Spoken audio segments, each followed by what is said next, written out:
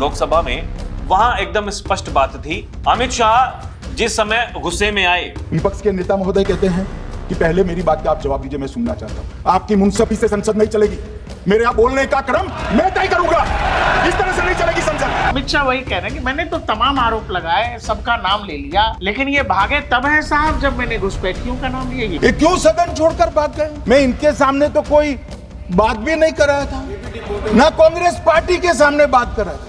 मैं तो बात कर रहा था घुसपैठियों को देश के बाहर निकालने। बीच बहस से आप बहस छोड़कर भागते दिखाई दिए और फिर आप कहते हैं कि ईवीएम हैक हो जाता है, चुनाव आयोग बीजेपी को चुनाव जितवा देती है। एक साधारण बहस में तो आपका ये हाल है। अगर सच्चाई नहीं सुन सकते, रंग फैला करके क्यों समय बर्बाद किया? जब सच्चाई सामने में आया तो डर गए, सुनने का कैपेसिटी तक नहीं है। हम चुनाव हारे हैं, लेकिन जहां आप चुनाव जीत जाते हो वहां बढ़िया कपड़े पहन करके जाते हो, वहां शपथ ले लेते हो। भाई तो तब तो ये मतदाता सूची बहुत अच्छी होती है, तब से नए कपड़े पहनकर आप शपथ ले लेते हो। उस वक्त मतदाता सूची का विरोध नहीं करते हो, और जब मुंह की पटखनी पड़ती है बिहार की तरह, तब मतदाता सूची का विरोध। नमस्कार, आप देख रहे हैं डीएनपी इंडिया। मैं हूं प्रकाश ललित और मेरे साथ है मेरे सहयोगी राहुल चौधरी। दर्शकों, अगर मैं सवाल करता हूं और ये कह रहा हूं बार बार कि मेरे सवालों का जवाब दीजिए, मैं आपसे बहस करना चाहता हूं, और सामने वाला जब मेरे सवालों का जवाब देने लगे तो मुझे क्या करना चाहिए? मुझे चुपचाप सुनना चाहिए, मुझे बार बार उसकी बात पर टोकना चाहिए, या फिर जब मैं उसके जवाब से परेशान हो रहा हूं या जब उसके जवाब मेरे मुताबिक ना हो तो मुझे भाग जाना चाहिए? क्या होना चाहिए? जबकि सामने वाला सामने से कह रहा है कि मैं पूरी रात बहस करने को तैयार हूं, आप इस विषय पर मुझे सुन लीजिए। जैसा मैंने कल आपको सुना था, आप समझ गए होंगे, दरअसल लोकसभा की ये पूरी कहानी है, वही पुरानी कहानी। राहुल गांधी का सबसे बेहतरीन तरीका, वो राहुल गांधी जो कहते हैं डरो मत, कांग्रेस का कार्यकर्ता बब्बर शेर है, कांग्रेस के लोग डरते नहीं हैं, वो राहुल गांधी न जाने कितनी बार संसद की बहस से, बीच बहस में ऐसे ही संसद छोड़कर भागते पाए गए। और ये तब होता है जब उनके बताए गए विषय, उनके पूछे गए सवाल, उनके दिए गए बहस के जवाब में सामने से जवाब आता है। दूसरी तरफ देश के गृह मंत्री और प्रधानमंत्री हैं। ना जाने कितनी बार देश के संसद के अंदर जिस तरह का व्यवहार नहीं होना चाहिए, जो संसद के अंदर एक सांसद की मर्यादा होनी चाहिए, वो कई बार राहुल गांधी लांघ चुके हैं। वो चाहे आंख मारना हो, वो चाहे अचानक जाकर के गले पड़ जाना हो, ना जाने कितनी वारदात है ऐसी। बावजूद इसके देश के गृह मंत्री, वो चोरी का जो उनकी कहानी है, एसआईआर पर जो बहस थी, राहुल जी, देश के गृह मंत्री बैठकर चुपचाप सुनते रहे। राहुल गांधी का भाषण चुपचाप सुना गया, जबकि चाहते तो देश के गृह मंत्री और बीजेपी के लोग कई बार टोक सकते थे, क्योंकि उसमें तो सब कुछ झूठ ही था, सच का तो कोई लेन देन था ही नहीं। बावजूद इसके देश के गृह मंत्री सुनते रहे, और जब देश के गृह मंत्री ने बोलना शुरू किया, बताया कि वोट चोरी भी 3 तरह की होती है, नेहरू से लेकर सोनिया गांधी तक बता दिया। ये भी बता दिया, जो इम्यूनिटी कहा कि भाई जो चुनाव आयोग के जो चीफ हैं उनको आपने इम्यून कैसे कर दिया, उन पर कोई कार्रवाई क्यों नहीं हो सकती, तो उस पर इंदिरा गांधी वाली कहानी भी समझा दी। दर्शकों, देश के इतिहास में पिछले 10-5 साल में ये बड़ा कॉमन हो गया है। राहुल गांधी आते हैं, आरोप लगाते हैं, सामने से जब उन आरोपों का जवाब आता है, राहुल गांधी पूरी पलटन के साथ, कांग्रेस के साथ जो है संसद से भाग जाते हैं। और कल तो गजब हो गया, कल तो जैसे ही भागने लगे, बीजेपी के सारे सदस्य खड़े होकर, अरे कहां भाग रहे हो, अरे कहां जा रहे हो, अरे डर के भाग रहे हो। एक बार कांग्रेस का कोई नेता पीछे तक नहीं मुड़ा राहुल जी, और कहते हैं कि हम डरते नहीं, हमको डर नहीं लगता है। देखिए प्रकाश जी, बिल्कुल सीधी सी बात है, एसआईआर की मांग कौन करना चाहता था? विपक्ष वाले। राहुल गांधी जी सबसे बड़े नेता हैं, विपक्ष के पहले दिन से वही मांग कर रहे थे। जिस समय वो जा रहे थे, जो संसदीय मंत्री हैं किरेन रिजिजू, उन्होंने खड़े होकर के ये कहा, अरे आपकी मांग थी हाँ। और सुन नहीं रहे हो, जा रहे हो, आइए हम सुनाते हैं। और कई सत्र जवाब आपको चाहिए था। अगर सच्चाई नहीं सुन सकते, रंग फैलाकर के क्यों समय बर्बाद किया? जब सच्चाई सामने में आया तो डर गए, सुनने का कैपेसिटी तक नहीं है। आज गृह मंत्री जी एक बात का जवाब दे रहे हैं, ये भाग गए, डर गए, सुन भी नहीं सकते। और इससे पहले भी कई सत्र बर्बाद कर चुके हैं। कुछ नहीं करना, जाकर के केवल हल्ला काटना है और फिर अपने घरों को चल देना है। अच्छा, एक बात बताइए, इन्हें कौन सा काम था? राहुल गांधी नेता विपक्ष हैं, संवैधानिक पद नहीं है, संसदीय पद है उनके पास में। दर्शकों, केवल संसद का ही काम है, इसके अलावा कोई काम है नहीं। राहुल जी, राहुल गांधी को क्या संसद, इतने दिन से सांसद है, संसद के नियम कानून नहीं पता है, नियम कायदे नहीं पता। 20 साल से संसदीय सड़क की राजनीति बहस में तो है, 20-21 साल से। और ये तो सबसे बड़ी बात ये है कि उनका पूरा जो परिवार है वो लंबे समय से मतलब राजनीति में क्या देश पर राज करता आया है। अब ये कोई सीखे और ये कोई सीख करके बताए कि कैसे काम होता है, कैसे नहीं होता है। नेता विपक्ष है, मांग आप कर रहे हैं, सवालों के जवाब आप मांग रहे हैं, और जब जवाब सामने से आता है तो फिर आप ये कहते हैं, अरे आप तो उत्तेजित हो रहे हैं। अरे राहुल जब जी, उत्तेजित होने की बात करेंगे तो फिर क्या एक होगा? एक लाइन के बाद कांग्रेस के नेता जो है, नेता विपक्ष जो है, वो खड़े हो रहे थे, उनके बगल में वेणुगोपाल वो खड़े हो रहे थे। आप ये समझिए कि मैंने एक लंबा चौड़ा भाषण दिया आधे घंटे का, अब इस पर कोई सामने से जवाब दे रहा है, मैं सामने वाले को एक एक लाइन पर टोक रहा हूं। संसद में ये कोई नियम नहीं है, आपको जो बोलना है सामने वाला जब बोल लेगा आप अपनी बात रख सकते हैं, लेकिन बावजूद इसके पूरे भाषण में देश के गृह मंत्री को डिस्टर्ब किया। देखिए, उससे पहले देश के गृह मंत्री खुद बैठ करके राहुल गांधी को सुन रहे थे, उनकी पूरी पार्टी को सुन रहे थे कि वो क्या कहते हैं। होता ऐसे ही है, और किसी ने नहीं टोका। जब वो बोल रहे थे तो सब सुन रहे थे। यही तो तरीका है। और मतलब कोई संसदीय जो मर्यादाएं हैं, अगर उनके अनुरूप अगर आप नहीं बोल रहे तो फिर उनको टोका जाता है, चाहे उसमें जो स्पीकर हैं वो टोकें, अध्यक्ष हैं वो टोकें, या फिर मतलब देखिए दर्शकों, ये दूसरी तरफ से भी पॉइंट ऑफ ऑर्डर बताया जाता है कि भाई साहब ये पॉइंट ऑफ ऑर्डर है, इस पर हम देखिए बात ऐसा करना नहीं हो चाहते सकता, हैं। ऐसा है। और रही बात राहुल गांधी की, कल वाली जो कुछ भी हुआ कल लोकसभा में, वहां एकदम स्पष्ट बात थी, जो जवाब वो मांग रहे थे। अमित शाह जिस समय गुस्से में आए और ये कहा कि आप तय नहीं करोगे कि मुझे कौन सी बात का जवाब पहले देना है। मैं 30 साल से विधानसभा और संसद में जनप्रतिनिधि के रूप में चुनकर आता हूं। मुझे लंबा अनुभव है संसदीय प्रणाली का। विपक्ष के नेता महोदय कहते हैं कि पहले मेरी बात का आप जवाब दीजिए, मैं सुनना चाहता हूं। आपकी मुंसफी से संसद नहीं चलेगी, मेरे यहाँ बोलने का क्रम मैं तय करूंगा, इस तरह से नहीं चलेगी संसद। असल कह रहे थे कि पहले मैंने जो सवाल पूछा था उसका जवाब, अरे भाई उन्होंने स्पीकर सर, मेरा कल एक सवाल था, जो हिंदुस्तान के इतिहास में पहली बार डिसीजन लिया गया कि इलेक्शन कमिश्नर्स को फुल फुल इम्यूनिटी दी जाएगी। ठीक है, ये ना इसका जवाब इसका पीछे मैं खत्म नहीं किया सर। इसके पीछे जो थिंकिंग थी वो हमें सबसे पहले साथ में ये भी कहा, आप इंतजार कीजिए, मेरा भाषण पूरा सुनिए, उसके बाद भी अगर आपके सवाल हैं तो मैं आधी रात तक बैठने के लिए तैयार हूं। मान्यवर, उनको धैर्य रखना चाहिए, उनको धैर्य रखना चाहिए मेरा जवाब सुनने का। इनकी एक एक बात का जवाब मैं दूंगा। लेकिन क्या विपक्ष आधी रात तक बैठने के लिए तैयार था? क्या कांग्रेस पार्टी तैयार थी? क्या राहुल गांधी तैयार थे? देखिए दर्शकों, एकदम स्पष्ट सी बात है, मुद्दा वो है नहीं, एकदम गिनवा दिया अमित शाह ने। तो आपने 370 का विरोध किया, आप हारे, सीए का विरोध किया, आप हारे, एनआरसी का विरोध किया, आप हारे, राम मंदिर का विरोध किया, आप हारे, एसआईआर का विरोध किया, आप बिहार में हारे, फिर विरोध करोगे, फिर हारोगे। ये जो देश के हित में जो कुछ काम हो रहा है, आप उस पर बोलने के लिए तैयार नहीं हो। नेहरू पर बोल दिए, इंदिरा गांधी पर बोल दिए, सोनिया गांधी पर बोल दिए। इतिहास की शुरुआत 1952 से हुई, तो सबसे पहला गहन पुनर्निरीक्षण एसआईआर कब हुआ? 1952 में। एसआईआर की क्या जरूरत है वो कहते हैं, इसलिए मैं कहता हूं। तो उस वक्त प्रधानमंत्री कौन थे? जवाहरलाल नेहरू। किस पार्टी से थे? कांग्रेस पार्टी से। दूसरा कब हुआ? 1957 में, फिर जवाहरलाल नेहरू प्रधानमंत्री थे, कांग्रेस पार्टी से थे। तीसरा हुआ 61 में, उसमें भी जवाहरलाल नेहरू प्रधानमंत्री थे और कांग्रेस पार्टी थे। 65-66 में भी हुआ, एक ही गहन पुनर्निरीक्षण 2 साल में हुआ, उस वक्त भी श्री लाल बहादुर शास्त्री प्रधानमंत्री थे, कांग्रेस पार्टी थे। 83-84 में हुआ, इंदिरा जी थी। 87-89 में हुआ, राजीव गांधी थे।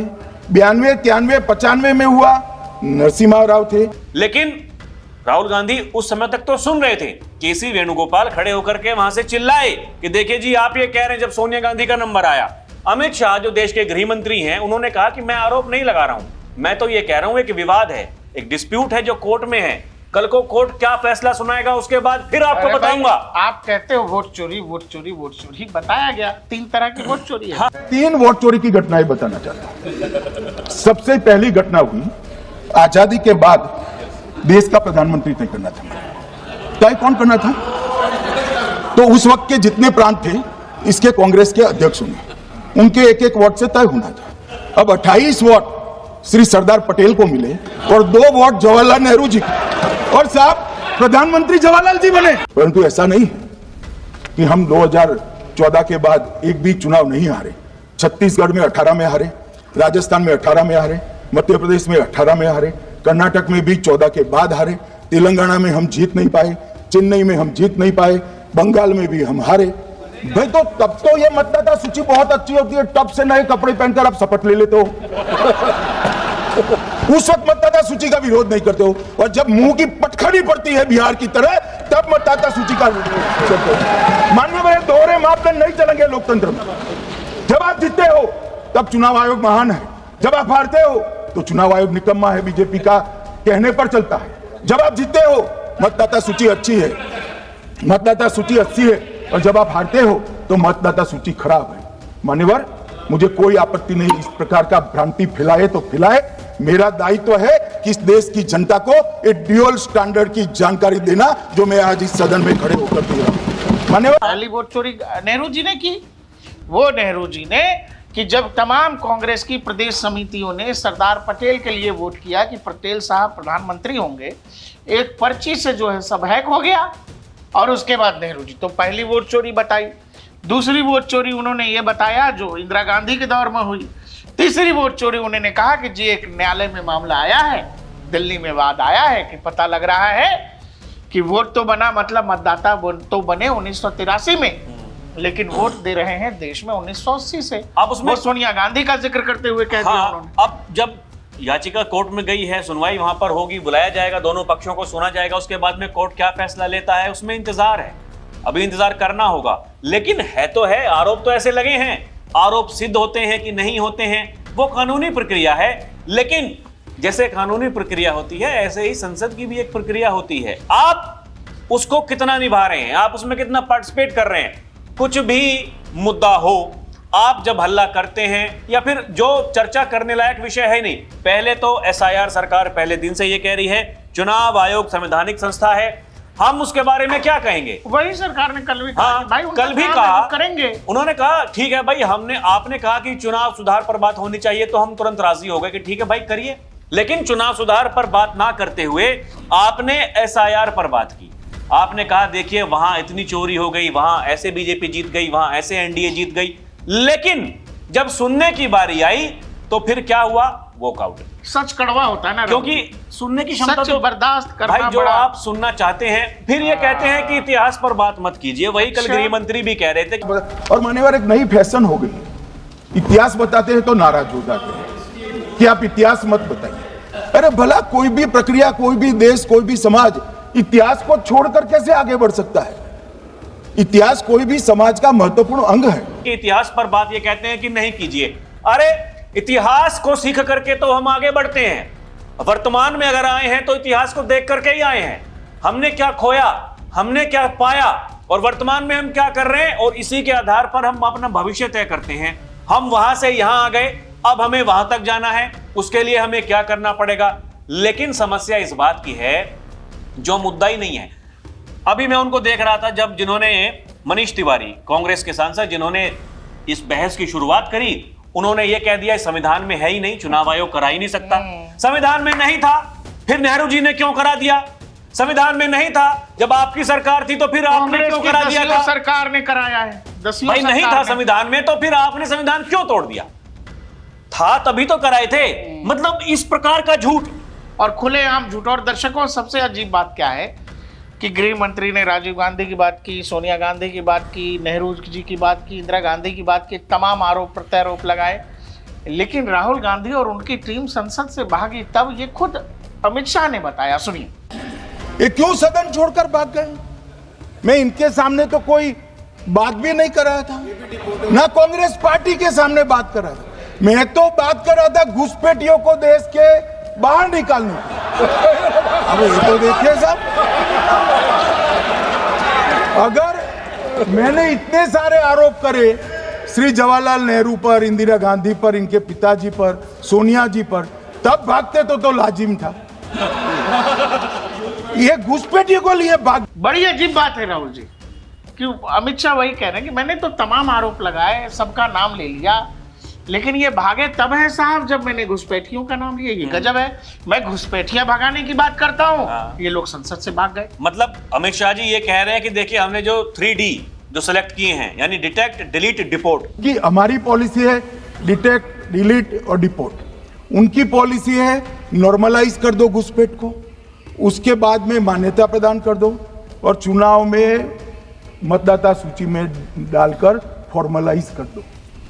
हम तो उसके बारे में बात कर रहे हैं। कांग्रेस लेकिन 200 बार बहिष्कार करेगी तो भी करेगी। हाँ, लेकिन एक तरफ ये लोग हैं भाई साहब, ये कैसे घुसपैठियों को यहां पर बसाना है, कैसे उनके वोट बनवाने हैं, वोटर लिस्ट में उनके नाम नहीं कटने चाहिए, ये उस बात पर बहस करना चाहते हैं। मतलब बहस ही नहीं करना चाहते, माहौल खराब करना चाहते हैं और पूरे देश का माहौल खराब करना जैसे चाहते हैं। हम लोग होटल में जाते हैं तो भाई पहले अगर हमको खाना है जी, हमें मलाई चाप और सोया चाप, ये अचारी चाप पहले यहाँ लगा दीजिए और बाकी का खाना पैक कर दीजिए। तो होटल वाला वैसे करता है। संसद होटल थोड़ी है। संसद में नियम पूर्वक ही बहस होती है। ऐसा नहीं होता है कि हम खड़े हुए और हमने कहा कि हेलो, कल जो मैंने 2 सवाल पूछा था, पहले उन सवालों के जवाब दीजिए, और फिर वही कहा गृह मंत्री जी। और जब देखिए आप जब सवाल, और इसी पर गृह मंत्री बेहद नाराज भी हुए। बात ऐसी है, जब आप सवालों के जवाब पूछते हैं और आप मतलब संविधान की बात कर रहे हैं, आप वो अनुच्छेद और दुनिया भर की वो चीजें हैं, आप उनकी बात कर रहे हैं, तो फिर हर कोई आदमी भाई साहब हम ही है, हमें थोड़ी रटा रटा है। तैयारी करके आया, तैयारी करके आएंगे ना। कोई आदमी कहीं से क्रम है, भाषण जो कोई लेकर के आता है, वो पर्चा लेकर के आता है हाथ में, उसमें जो लिखा हुआ होता है उसकी सब कुछ मैनेज करना होता है, पढ़ना होता है। ऐसे थोड़ी अब राहुल गांधी का स्टाइल तो है नहीं कि राहुल गांधी आएंगे, जो प्रेस कॉन्फ्रेंस पिछले 3 महीने से कर रहे हैं वही सब बोल देना है। भाई देश के गृह मंत्री हैं, 50 तरह की चीजें, वो तो पूरी रात तैयारी करके आए थे। राहुल गांधी ने क्या कहा? राहुल गांधी ने, आप दर्शकों गौर कीजिएगा, जैसे कि कह रहे थे मजे लेते हुए कि आपने परमाणु बम फोड़ दिया, आप 3 बम लेकर के आए, आपने एटम बम फोड़ दिया, फिर एटम बम 2 फोड़ दिया। प्रेस कॉन्फ्रेंस के आरोपों का भी जवाब दिया। हाँ, और जो प्रेस कॉन्फ्रेंस में कह रहे थे वही आकर के संसद में कह दिया। लेकिन जो अमित शाह कह रहे थे, वो लगभग 90 मिनट का उनका भाषण था, उन्होंने जो कुछ कहा, दर्शकों वो अमूमन ऐसे प्रेस कॉन्फ्रेंस करके कोई नहीं कहता है, या फिर कहीं इंटरव्यू भी कर रहे होते हैं, जो पत्रकार सवाल पूछते हैं तो उनके जवाब दिए जाते हैं। हाँ। लेकिन ये तैयारी थी, और तैयारी केवल ऐसा नहीं था कि राहुल गांधी ने जो कुछ कह दिया वही तैयारी थी। ये तैयारी वो इतिहास से लेकर के, यानी जो कुछ हुआ वर्तमान तक और आगे भी भविष्य में हम क्या करने वाले हैं वो भी बताया। उन्होंने कहा कि आपने जो है चीफ इलेक्शन कमीशन को इम्यूनिटी क्यों दे दी? हाँ। तो उन्होंने कहा भाई साहब हमने तो चलिए चीफ इलेक्शन कमीशन को दे दी, मान लो आपके यहाँ तो प्रधानमंत्री रहते हुए खुद को इम्यूनिटी दे दी गई कि प्रधानमंत्री के ऊपर कोई केस नहीं होगा। इंदिरा गांधी के बारे में बता दिया। कांग्रेस इस तरह से एक्सपोज होने के लिए खुद आगे आ जाती है। अभी वंदे मातरम पर जब बहस हो रही थी तो अमित शाह ने देखिए राज्यसभा में ये भी कहा कि जब वंदे मातरम पर बहस हो रही थी तो कांग्रेस पार्टी ने ये कहा कि देखिए हमने तो वंदे मातरम तो सबसे पहले हमारे अधिवेशन में तो गाया गया था, हम ही तो थे, दुनिया भर के नाम गिनवा दिए। आज तो नहीं पता कि कांग्रेस की रैलियों में लेकिन जब उसके 50 वर्ष पूरे हुए तो क्या हुआ? उसके टुकड़े कर दिए। जब 100 वर्ष पूरे हुए देश में क्या कर दिया? जो वंदे मातरम बोलने वाले थे उनको जेल में भेज दिया, यानी आपातकाल लगा दिया। कौन थे वो कलाकार आपातकाल लगाने वाले? ये संविधान की बात करते हैं, सबसे पहले तो ये वहीं फंस जाते हैं। भैया क्या बात करोगे? संविधान पर चर्चा कह रहे थे, संविधान पर सरकार ठीक करो चर्चा। बोला कि जी हमको क्यों रखा, हम 33% क्यों है? हाँ, कि जब तुम्हारा समय था तो 1% भी नहीं था विपक्ष। भाई पहले इस देश में देखिए दर्शकों क्या है कि ये जो जेनजी है, जिस जेनजी ने वो दौर देखा ही नहीं कि चयन कैसे होता है, चुनाव कैसे होता है, तो इसीलिए चूंकि आप कुएं में जब रहेंगे ना तो कुएं में सब कुछ खराब लगता है। जरा बाहर निकलेंगे, पढ़ाई लिखाई करेंगे, इतिहास के झरोखों से कुछ चीजें देखेंगे, तो आपको लगेगा कि आज का दौर तो शायद बेहतरीन दौर है।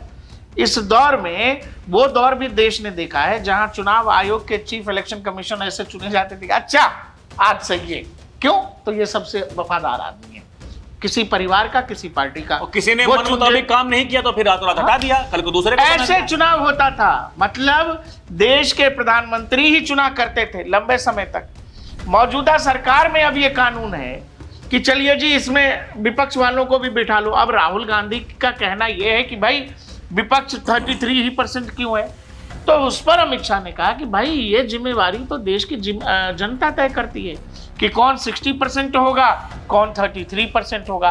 आपके समय तो 100% आप ही तय करते थे, अभी तो हमने 30% हमने दिया है आपको, कोई आपके कहने पर नहीं दिया है, हमने दिया है 33%, और तब भी आप कह रहे हो कि कुछ नहीं है।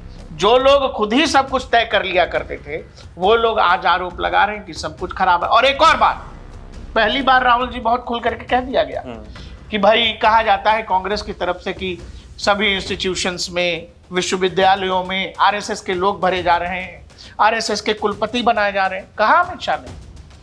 देश का प्रधानमंत्री आरएसएस का है, देश का गृह मंत्री आरएसएस का है, और अगर आरएसएस के लोग तमाम विश्वविद्यालयों से लेकर तमाम संगठनों में भरे जा रहे हैं तो कोई कानून है क्या देश में? नहीं। और अगर देखिए देश का प्रधानमंत्री, देश का गृह मंत्री वो संघ विचारक है, किसी की अनुकंपा से, किसी की कृपा से नहीं बैठे हैं। देश की जनता ने चुना है भाई, देश की जनता ने चुन करके भेजे हैं, इसलिए बैठे हैं। हाँ। देश की जनता ही चुन रही है एनडीए की सरकार, जहां चुन रही है, जहां बीजेपी का मुख्यमंत्री बनवा रही है। तो ये भी बिल्कुल खुला कह दिया ना कि भाई तुमको लग रहा है कि हम चुन रहे हैं, नहीं, उन्होंने ये भी कहा हम चुन रहे हैं और हम कर रहे हैं। ऐसा नहीं है 2014 के बाद में हम चुनाव नहीं हारे हैं, हम चुनाव हारे हैं, लेकिन जहां आप चुनाव जीत जाते हो वहां बढ़िया कपड़े पहन करके जाते हो, वहां शपथ ले लेते हो।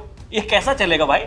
मत परंतु ऐसा नहीं है कि हम 2014 के बाद एक भी चुनाव नहीं हारे।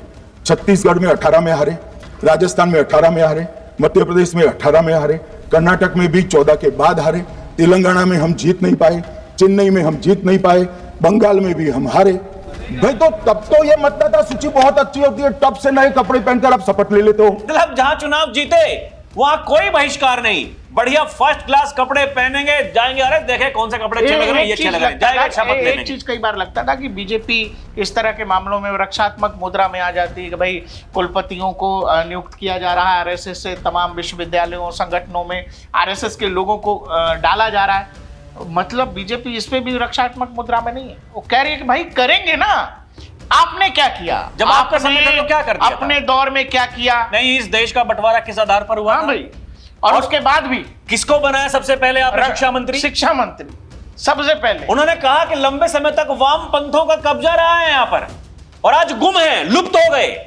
योगी आदित्यनाथ भी यही कहते हैं। ये ऐसे हमने तो यही पढ़ा था कि बाबर महान, अकबर हाँ? महान हमारे इतिहासों में लिखा हुआ है, यह सबको पता है। और कि भारत के जितने शासक हैं उनके बारे में 2 लाइन 4 लाइन ऐसे ही है। राहुल, बाबर का बेटा कौन था, हुमायूं का बेटा कौन था, अकबर का बेटा कौन था, शाहजहां का बेटा कौन था, लेकिन राहुल सबको जी, सब कुछ पता है। अब एनसीईआरटी की नई बुक्स में बताया गया कि बाबर ने क्या किया, अकबर ने क्या किया, जिसने जो और किया जब सब सुनिए, लिखा जब बताया जा रहा है कि भाई साहब ये हुआ था, ये कलाकार ऐसे थे जो यहाँ कर इन्होंने ऐसा तांडव मचाया है, जब सच्चाई सामने आती है तो फिर क्या होता है दर्शकों?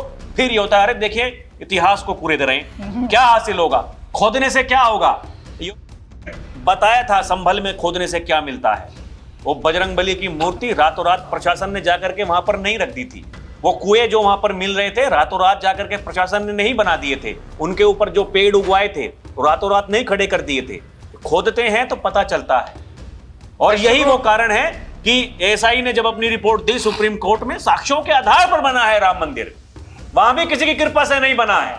जो सामने चीखती हुई दीवारों ने यह बताया है यहां पर क्या था। और ऐसे ही ज्ञानवापी जो विवाद है इसी को लेकर वहां भी ऐसा ही है। मथुरा आप चले जाइए, वहां भी ऐसा ही है, हर जगह ऐसा ही है। संभल में जिस मस्जिद की वहां पर सर्वे करने के लिए वो टीम वहां पर पहुंची थी, जिसके ऊपर पथराव किया गया, वहां भी यही है। लेकिन क्या होता है कि आप मामले को दबाना चाहते हैं, सच बाहर आएगा तो फिर क्या होगा? आपकी पोल खुलेगी। बात मत करिए, इस पे बात मत करिए। जवाब चाहिए, सवाल पूछेंगे, लेकिन सवालों का जब जवाब मिलने लगता है तो फिर भाग जाते हैं। भैया क्या करोगे? आप तो कहते हैं प्रधानमंत्री बनना है देश का, ऐसे थोड़ी प्रधानमंत्री बना जाता है। प्रधानमंत्री बनने के अरे लिए इस देश में नरेंद्र मोदी के लिए या योगी आदित्यनाथ के लिए क्या क्या नहीं कहा जाता है। आपने देखा है नरेंद्र मोदी अमित शाह को हर बेचैन होके कुछ भी बोल देना, कुछ भी कह देना, आपने कभी देश की संसद में देखा है? इवन अमित शाह बैठ करके राहुल गांधी के तमाम आरोप प्रत्यारोप, कोरा झूठ जो है, जो उन्होंने कई प्रेस कॉन्फ्रेंसेस में बोले और वो आधे घंटे बाद एक्सपोज हो गए, बावजूद इसके देश के गृह मंत्री बैठकर सुन रहे थे। लेकिन जब इधर से जवाब दिया जाने लगा, राहुल गांधी की बेचैनी ऐसी थी कि हर 1 मिनट 2 मिनट पर बेचैन होकर वो खड़े होकर बोलने लगे। यहां तक कि तो यहां कह दिया कि हमारा वाला जो पहले वो सवाल दे दो।